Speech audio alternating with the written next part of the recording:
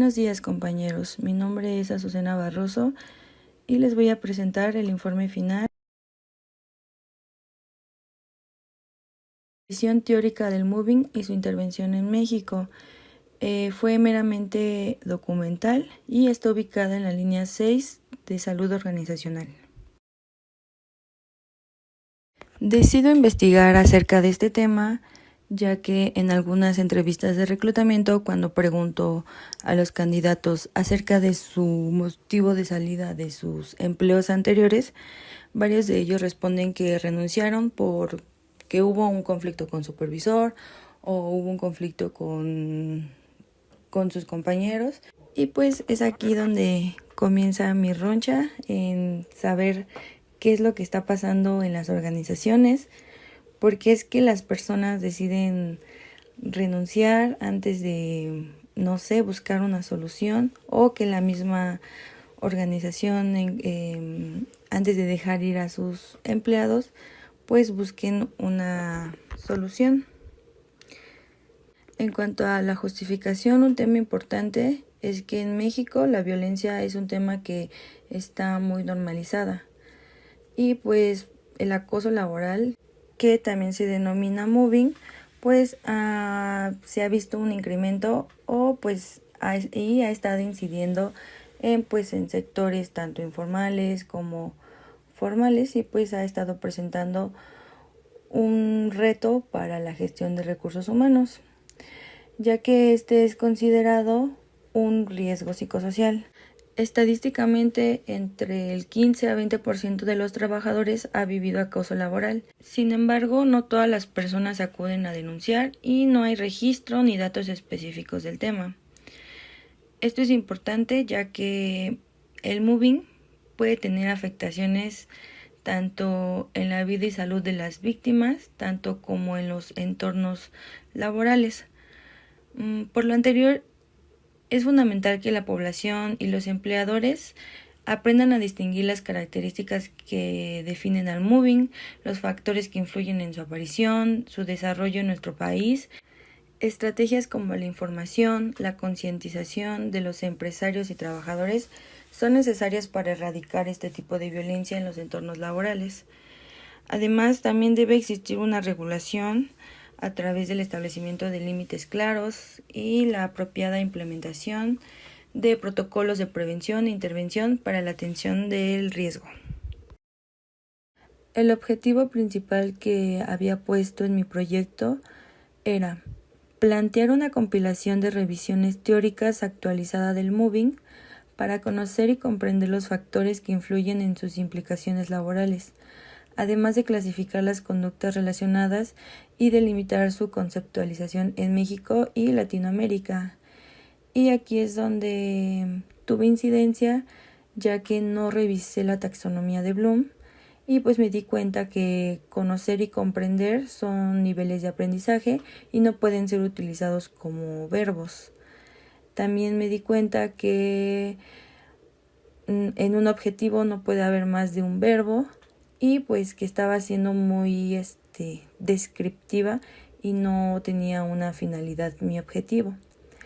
Entonces lo cambio, y mi objetivo del informe final queda como explicar los principales factores y características que definen al moving, con la finalidad de promover acciones preventivas en los entornos laborales.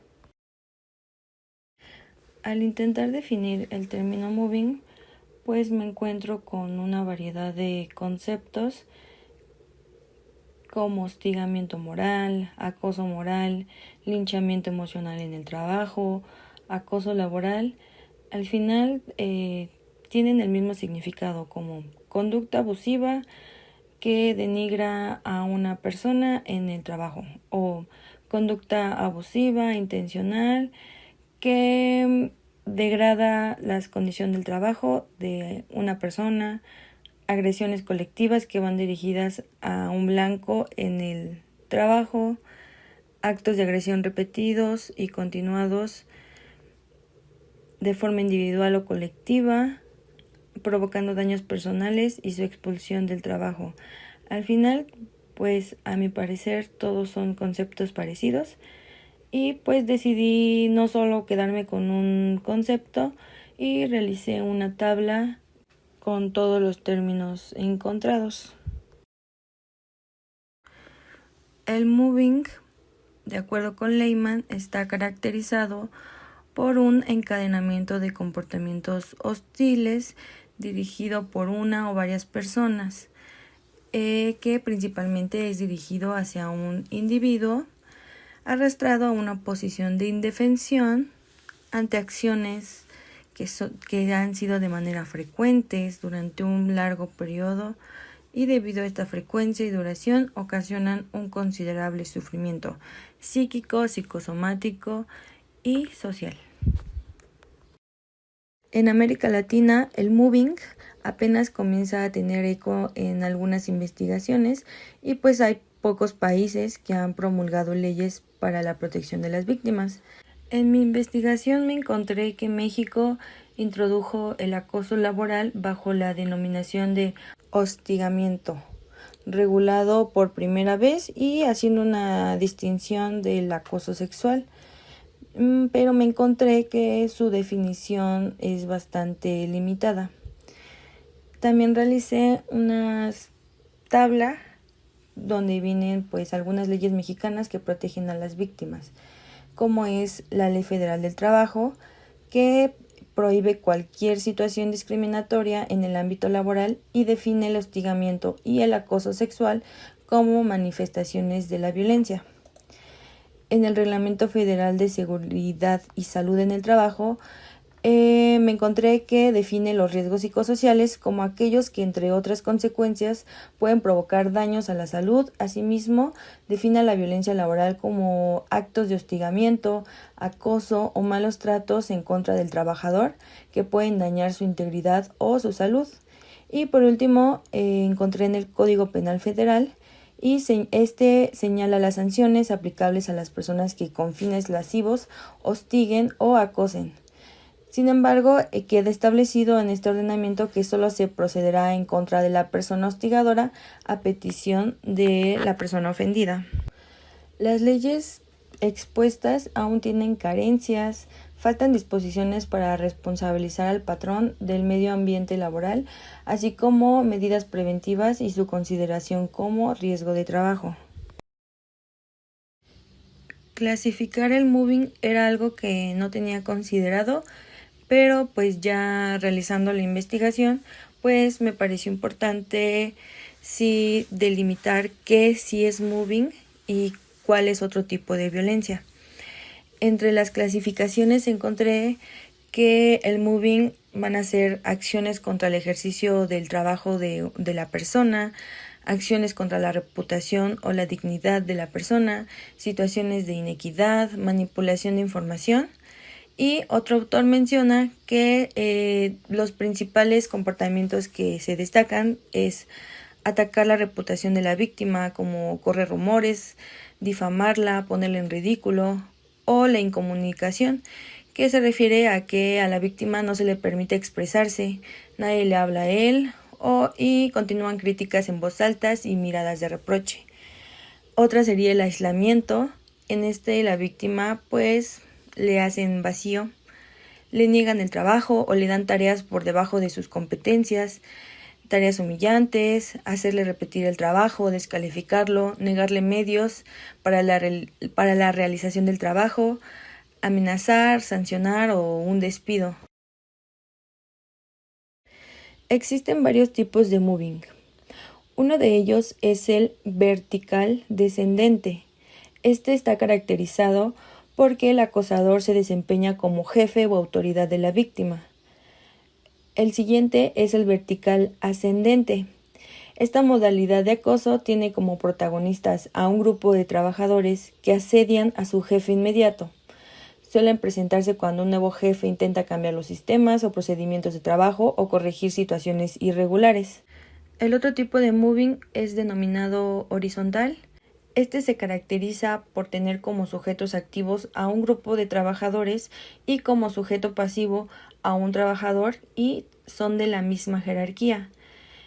Formalmente este tipo de acoso se trata del grupo contra un individuo, pero también no se descarta la posibilidad de que también pueda producirse entre dos compañeros de trabajo.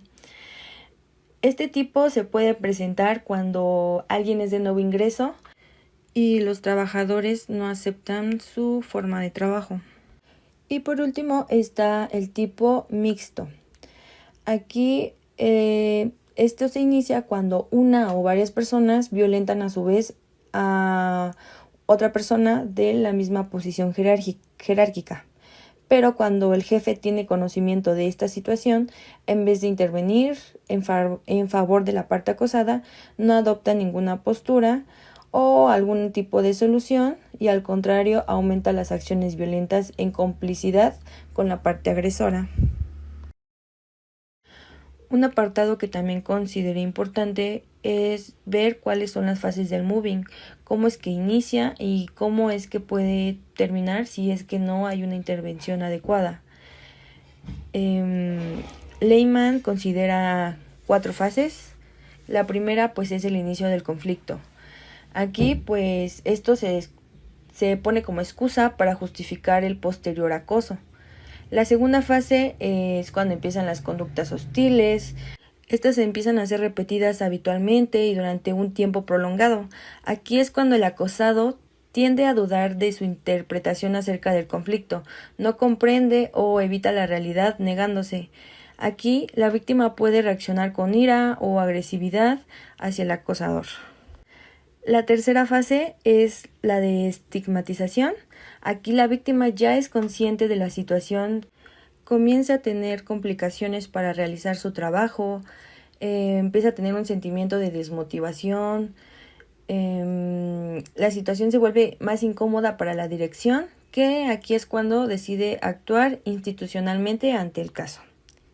En la cuarta fase, el trabajador empieza con largas temporadas de baja debido a la presión a la que ha sido sometido y empieza a ver un deterioro en su salud, tanto física como mental, y pues en consecuencia puede decidir abandonar el trabajo.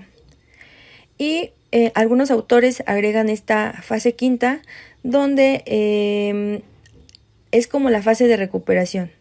Cuando allá hay intervenciones, hubo recursos legales e institucionales que brindaron el apoyo a las víctimas para afrontar la situación. Aquí pues se promueve intervenciones colectivas y en el entorno laboral. Esta última aportación es relevante para no finalizar el proceso, sino dar seguimiento a la situación.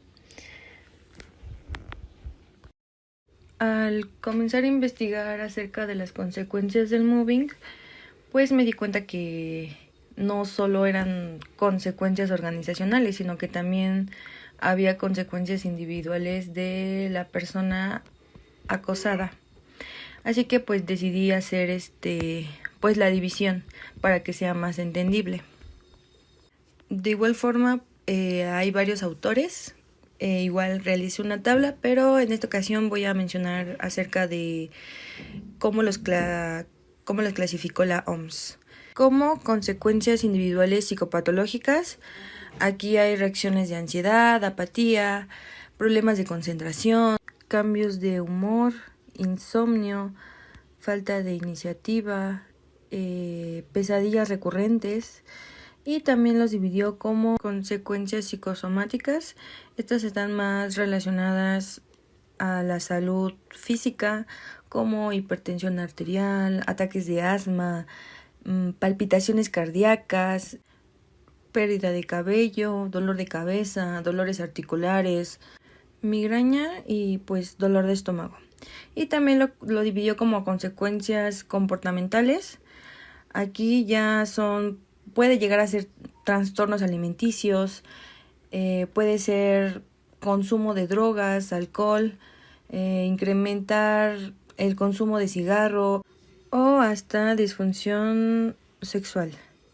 Y bueno, por otra parte están las consecuencias organizacionales, y en este caso voy a mencionar las de la OIT, que las consecuencias que propone son la disminución de la productividad, desmotivación o ausentismo, alta rotación, deterioro a las relaciones laborales, incremento de gastos por los procedimientos ya sea administrativos, de reclutamiento, o algún tipo de indemnización.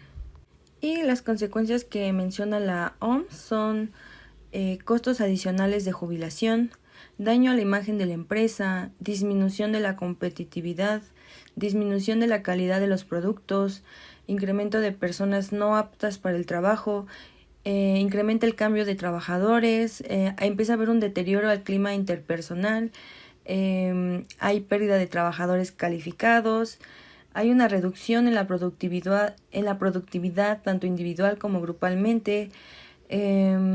Hay costos por desempleo, pérdida de recursos humanos, costos médicos, pérdida de potencial de trabajadores que eran productivos.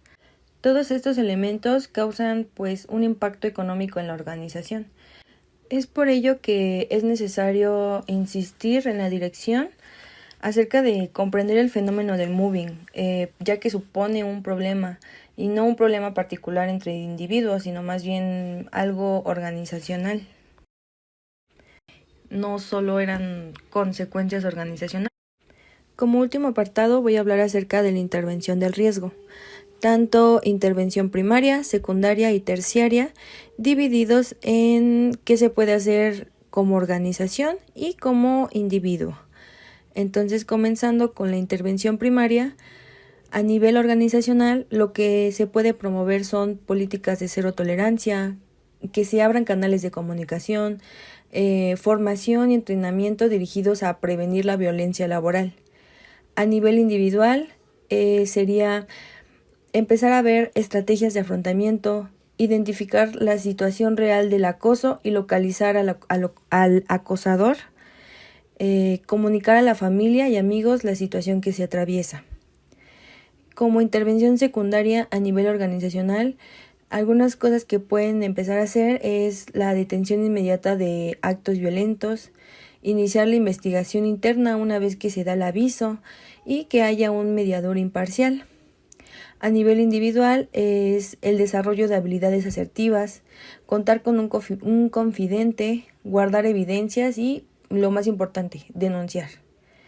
Y a nivel terciario, a nivel organizacional, sería comenzar a modificar aquellos aspectos que ya han sido identificados en la evaluación del riesgo y pues empezar a ver asesoramiento jurídico. Como nivel individual, lo que se recomienda es terapia psicológica, buscar un grupo de apoyo conformado por personas que conocen el problema y pues lo que sería, por último, la reinserción laboral. Tomando como referencia este trabajo de investigación, me parece alarmante la prevalencia de casos de moving y la nula información que se da en las organizaciones para poder llegar a una intervención. Me parece que es importante y existe la necesidad de empezar a realizar trabajos acerca de este tema por la cantidad limitada de estudios en México, debido a que la mayor cantidad de información que encontré fueron ajenos al contexto mexicano. También considero que es necesaria una delimitación del concepto debido a la diversidad de términos que encontré, que pues algunos pueden llegar a ser confundidos con moving y pues puede llegar a ser confundido con otro tipo de violencia. Y bueno, pues sería todo de mi parte, les agradezco su atención y pues pueden escanear el código QR, es una infografía con toda la información que viene en la presentación. Además de otros elementos que agregué que no pude incluir en la presentación. Y pues gracias.